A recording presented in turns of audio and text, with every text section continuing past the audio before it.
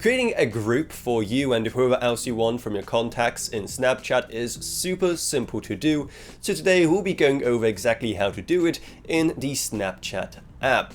So what you want to do first is tap on this blue icon in the bottom right.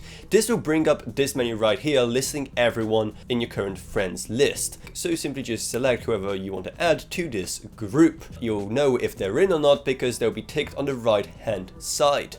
Then, once you have selected everyone that you want for this group, you'll also then be able to give it a name at the very top, so name it whatever you want. Then, once you have everything set up, you can then go into chat with group and it is going to be created. Likewise, then deleting a group is also pretty simple. All you have to do is just long hold on the group you want to delete, and then once you're in, you'll be given the option to delete it. However, keep in mind that only the person who created the group is able to do it. Otherwise, you'll only be given the option to leave the group chat, but not to delete it.